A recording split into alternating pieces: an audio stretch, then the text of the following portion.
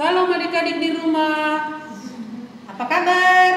Ya, mudah-mudahan semuanya dalam keadaan sehat ya. Kita berharap semua yang dalam keadaan tidak sehat sembuh di dalam nama Tuhan Yesus. Ya Kak ya, karena ada adik-adik kita juga yang kurang sehat di rumah. Kita berharap semuanya disembuhkan Tuhan Yesus. Kita imani itu semua ya Kak ya. Oke, sebelum kita mulai kebaktian kita akan berdoa dulu ya Kak ya, oleh Kak Samuel. Silakan Kak. Mari kita berdoa. Terima kasih Tuhan Yesus yang baik, mana pada hari ini Tuhan kami bisa membawa ibadah sekolah minggu dekat kami Tuhan. Tuhan Yesus datanglah Tuhan, berkatilah kami semua Bapak. Terima kasih Tuhan, amin. Kak, sebelum kita mulai ibadah kita sekolah minggu, kita angkat pujian. Lagunya apa Kak? Apa ya tadi? Hati yang gembira.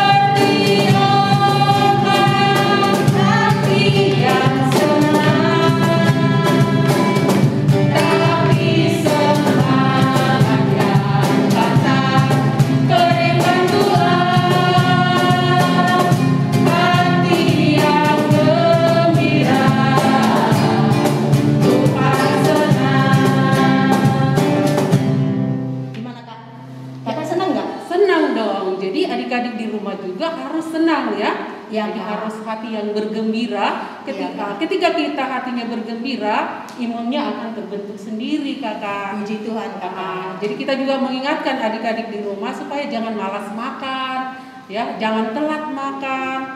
Pokoknya apa yang ada di rumah makan, jangan ada malas makan. Karena dengan kita makan, maka tubuh kita bisa melawan virus yang ada. Banyak serat ya Kak? Iya.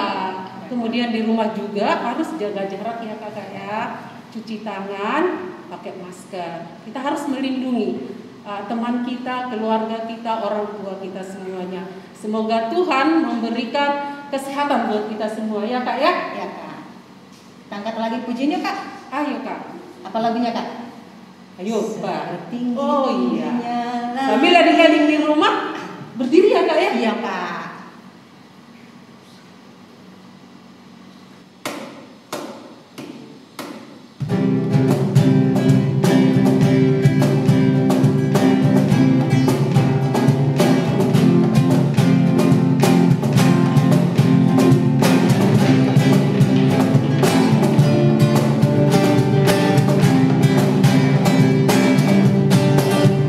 Setinggi-tingginya langit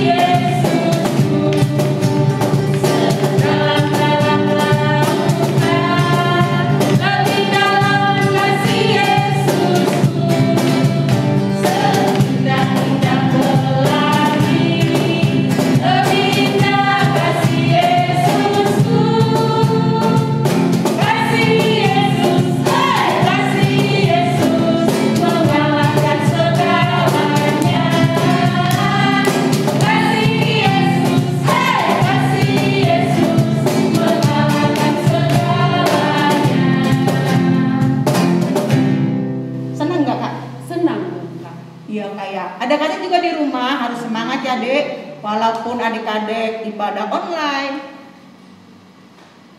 belajar sekolah juga secara online, harus semangat. Karena kenapa? Kalau kita semangat, kita akan sehat. Kita banyak makan yang bergizi, olahraga. Tuhan pasti berikan kita semangat ya kayak. Amin. Adik-adik yang di rumah, kita menyaksikan lagu yang dibawa Benigno sama Hosea. Selamat menyaksikan ya adik-adik.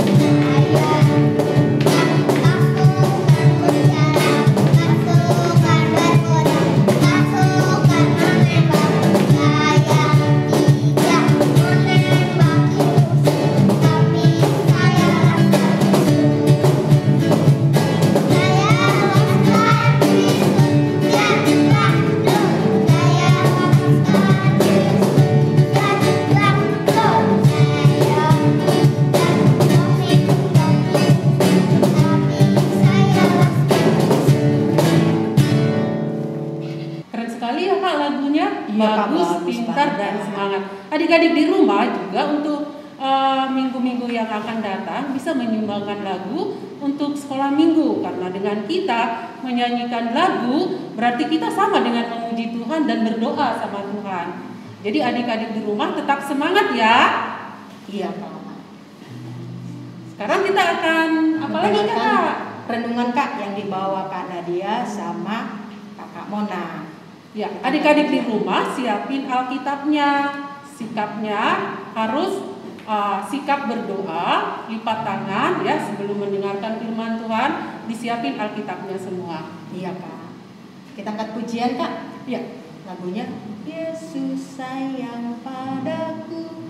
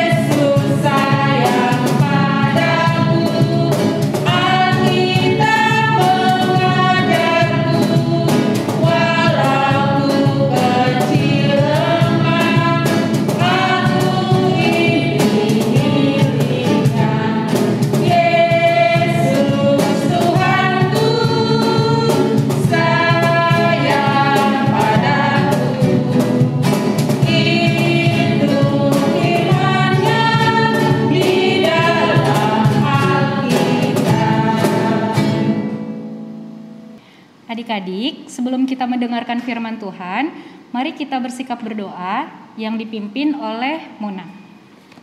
Mari teman-teman kita bersatu dalam doa. Puji syukur kami panjatkan atas kehadirat Tuhan. Terima kasih Tuhan Engkau telah memberikan napas kehidupan. Tuhan, pada hari ini Mona dan Kak Nadia akan memberikan renungan. Terima kasih Tuhan Yesus. Kiranya Engkau memberikan hati dan pikiran kami ketenangan. Dalam nama Tuhan Yesus kami sudah berdoa dan mengucap syukur. Amin. Amin. Oke adik-adik, sekarang kita buka Alkitabnya. Firman Tuhan kita pada hari ini tertulis di Ayub, ya, di Perjanjian Lama, Ayub 1 ayat 4 sampai 5. Nanti Kanadia dan Kamona yang bacakan, Mona bacakan yang ayat keempat, kakak bacakan yang kelima ya. Oke. Yuk Mona. Ayub 1 ayat 4 sampai 5. Kesalehan Ayub dicoba. Anak-anaknya yang lelaki bisa mengadakan pesta di rumah mereka masing-masing. Menurut giliran, dan ketiga saudara perempuan mereka diundang untuk makan dan minum bersama-sama mereka. Oke, ayat kelima karena dia yang bacakan. Setiap kali apabila hari-hari pesta telah berlalu, Ayub memanggil mereka dan menguduskan mereka. Keesokan harinya, pagi-pagi bangunlah Ayub, lalu mempersembahkan korban bakaran sebanyak jumlah mereka sekalian. Sebab pikirnya, mungkin anak-anakku sudah berbuat dosa dan telah mengutuki Allah di dalam hati. Demikianlah dilakukan Ayub senantiasa. Demikianlah firman Tuhan adik-adik.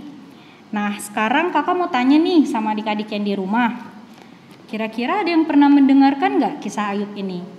Mungkin ada beberapa adik-adik sekolah minggu di rumah yang sudah pernah tahu siapa Ayub ini, tapi di sini kakak akan menjelaskan lagi siapa itu Ayub. Kalau kita baca dari ayat yang sebelumnya, yaitu Ayub 1 ayat yang pertama, ada seorang laki-laki di tanah Uz bernama Ayub. Orang itu saleh dan jujur, ia takut akan Allah dan menjauhi kejahatan. Dan ayat yang kedua, ia mendapat 7 anak laki-laki dan 3 anak perempuan. Nah, di sini kita bisa lihat kalau Ayub ini adalah orang yang saleh. Dia orang yang taat kepada Allah dan dia orang yang tidak pernah berbohong. Karena di sini Ayub dikatakan sebagai orang yang jujur. Allah sangat sayang sekali sama Ayub. Kenapa Allah sayang? Karena Ayub juga mengasihi Allah. Dia begitu takut akan Allah. Dari mana? Dari mana kak? Kok Ayub bisa takut sama Allah? Kita baca lagi di ayat yang keempat. Anak-anaknya yang lelaki biasa mengadakan pesta di rumah mereka masing-masing menurut giliran, dan ketiga saudara perempuan mereka diundang untuk makan dan minum bersama-sama mereka. Yang kelima, setiap kali apabila hari-hari pesta telah berlalu, Ayub memanggil mereka dan menguduskan mereka. Keesokan harinya pagi-pagi bangunlah Ayub, lalu mempersembahkan korban bakaran sebanyak jumlah mereka sekalian. Sebab pikirnya, mungkin anak-anakku sudah berbuat dosa dan telah mengutuki Allah di dalam hati. Nah, itu adalah bukti bahwa Ayub sangat mengasihi Allah. Saking dia mengasihi Allah, ketika anak-anaknya sedang mengadakan pesta yang biasanya dilakukan oleh anak-anaknya, ke-10 anaknya itu, Ayub sempat berpikir, oh mungkin anak-anakku udah berbuat dosa. Mungkin anak-anakku ketika sedang berpesta menghujat Allah, mengutuki Allah. Aku harus menguduskan mereka. Aku harus mempersembahkan sesuatu supaya Allah memaafkan anak-anakku. Seperti itu. Di sini kita bisa lihat kalau Ayub sangat mengutamakan Allah dalam hidupnya. Dia sebagai hamba Allah, dia juga sebagai kepala keluarga atau sebagai ayah dari anak-anaknya. Dia bertanggung jawab penuh terhadap Tuhan. Oleh sebab itu, Tuhan sayang sekali sama Ayub. Ayub adalah salah satu hamba Allah yang sangat disayang oleh Tuhan. Tetapi adik-adik, kita tahu bahwa kisah Ayub ini sangatlah mempengaruhi kehidupan kita juga pada saat ini. Meskipun Ayub dicobai oleh iblis berkali-kali, dia tidak pernah menyerah terhadap imannya kepada Allah. Ayub selalu berpikir Allah selalu bersama dengan dia. Meskipun semua yang ada pada dirinya, termasuk hartanya. Oh ya, kakak mau kasih tahu kalau Ayub ini termasuk orang yang paling kaya loh di daerahnya. di tanah Uz. Kita baca di ayat yang ketiga. Ia memiliki 7.000 ekor kambing domba, 3.000 ekor unta, 500 pasang lembu, 500 keledai betina dan budak-budak dalam jumlah yang sangat besar. Sehingga orang itu adalah orang yang terkaya dari semua orang di sebelah timur. Kita bisa lihat banyak sekali ternak-ternak Ayub, dari domba. Ya kamu nah, Iya, betul. ada banyak ya, ada 3.000 ekor unta. Adik-adik tahu kan unta seperti apa? Ada 3.000. Bayangin coba. Iya, terus habis itu ada lembu, 500 pasang lembu, 500 keledai betina dan budak-budak. Karyawan-karyawannya Ayub ini banyak. Bawahan-bawahannya Ayub ini banyak sekali. Tetapi dia tetap setia pada Tuhannya. Lalu ketika datang cobaan, ketika iblis mencobai dia supaya dia mau mengutuki Allahnya, tetapi dia tidak berbuat demikian. Karena apa? Karena dia selalu percaya Allah ada di pihaknya. Apapun yang terjadi dalam hidupnya, Allah akan tetap bersamanya. Dia selalu percaya itu.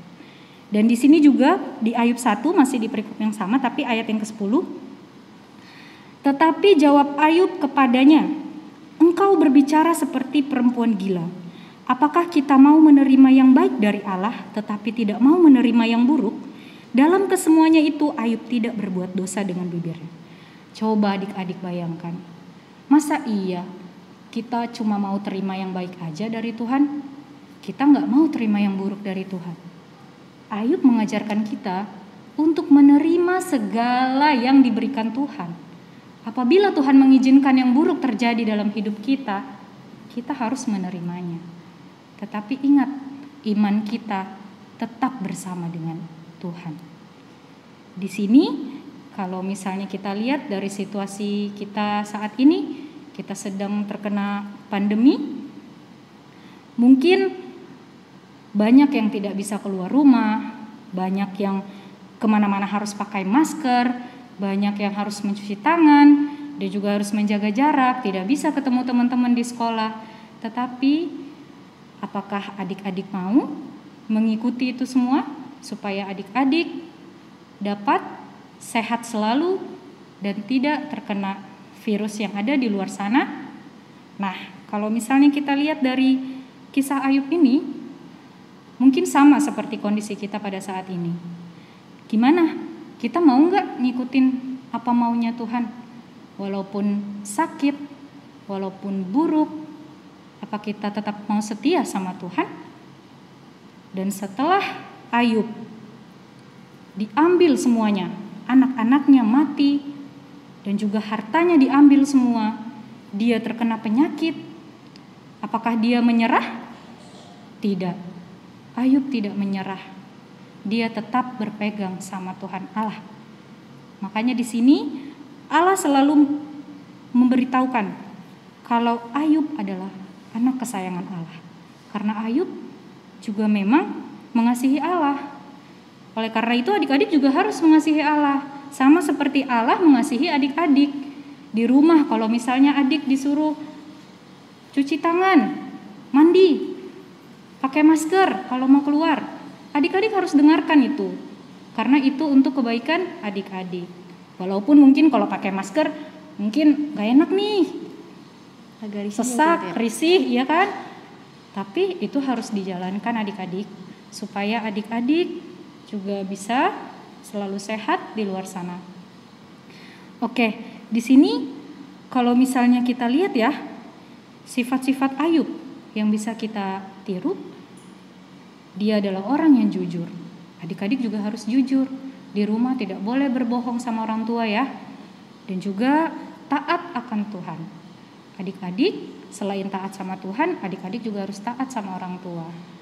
Ya, biar bagaimanapun orang tua juga adalah Tuhan yang bisa kita lihat. Ya adik-adik ya. Oke, sampai situ aja dulu ya, Kemana ya? Iya Kak. Firman Tuhan ya. Mari kita tutup dengan doa dipimpin oleh Kanadia. Segala puji dan syukur kami panjatkan kepadamu Allah Bapa yang berada dalam kerajaan surga. Kami berterima kasih Bapa karena pada hari ini kami diberikan kesempatan Bapa untuk melakukan firman-Mu ya Bapa. Ya Bapa, kiranya firman Tuhan tadi yang Kanadia dan Kamona berikan ya Bapa dapat menjadi santapan rohani untuk adik-adik yang ada di rumah sana dan juga untuk orang tua dan untuk semuanya yang mendengarkan Bapa.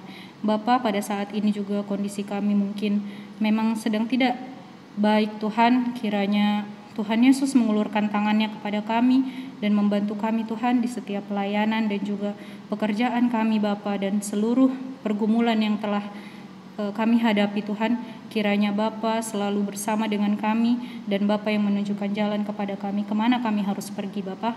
Dan ajarkanlah kami untuk seperti Ayub Tuhan, untuk selalu taat kepadamu Tuhan, meskipun baik buruk kami dapat Tuhan, tetapi iman kami tetap kepadamu Bapa. Bapa, terima kasih untuk saat ini Bapa. Sebentar lagi kami akan menutup ibadah kami Tuhan. Kiranya ibadah ini dapat menjadi kemuliaan bagi nama-Mu saja. Dalam nama Yesus Kristus kami berdoa dan mengucap syukur. Amin. Nah, adik-adik dapat tugas nih dari guru sekolah minggu. Ini kakak sebutin ya, dari Horong Pra Remaja. Horongnya mana ya? Iya Kak. Nah, Horong Pra Remaja nih membuat resolusi tahun 2021, atau resolusi ini harapan ya, membuat harapan adik-adik di tahun ini, tahun 2021 ini. Adik-adik tulis, adik-adik buat sekreatif adik-adik mungkin. Terus adik-adik buat yang rapi dan ditempel di meja belajar atau di kamar adik-adik ya. Setelah nanti sudah dibuat, adik-adik foto dan tulis nama juga. Setelah itu kirim ke guru-guru sekolah minggu. Itu untuk pra remaja. Nah, sekarang untuk yang Horong 3 dan 4. Horong 3 dan 4 ini adik-adik buat video dengan menghafalkan ayat dari Ayub 5 ayat 8. Tapi pakai bahasa Batak. Jadi dibuka Bibelnya ya. Nanti kalau misalnya nggak tahu, minta bantuan sama mama dan bapak. Oke, untuk Horong 3 dan 4, hafalkan ayat Ayub 5 ayat 8 pakai bahasa Batak. Nanti divideokan, lalu kirim juga ke guru sekolah minggu. Untuk Horong 1 dan 2, nah ini Horong yang kecil ya. Ini di sini adik-adik gambarkan hewan-hewan yang dipunyai Ayub tadi. Ketika tadi Kanadia dan Kamona memberitakan firman Tuhan, kan ada tuh hewan-hewannya Ayub, ternak-ternaknya Ayub, ada kambing, domba, unta. Nah, adik-adik gambarkan itu hewan minimal atau paling sedikit 3. Bebas mau gambar apa aja, domba, kambing, unta, terserah. Kalau misalnya adik-adik masih bingung atau masih belum tahu hewannya di mana, hewannya apa aja, itu nanti adik-adik bisa baca di Ayub 1 ayat 3 ya. Di situ dijelaskan semua. Oke, tugasnya itu saja dari guru sekolah minggu. Sekarang kita akan mengangkat pujian untuk mengumpulkan persembahan. Kita menyanyikan lagu Persembahan Kami 2 kali.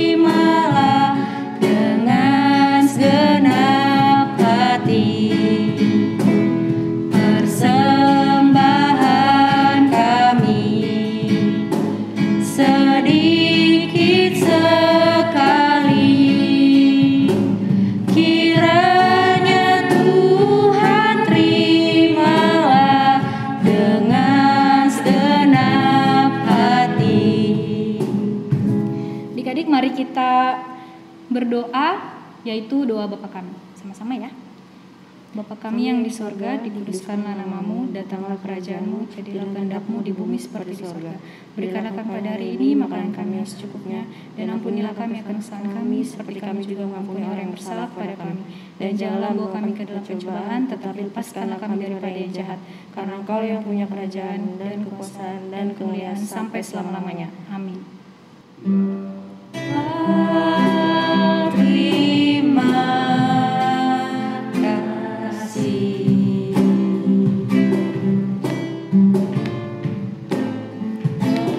Bapa, terima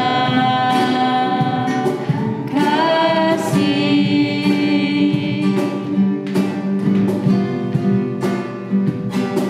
Bapa di dalam surga, ku berterima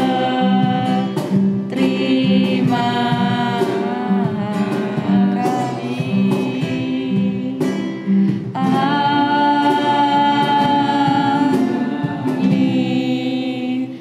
Shalom adik-adik, selamat hari Minggu, Tuhan Yesus memberkati.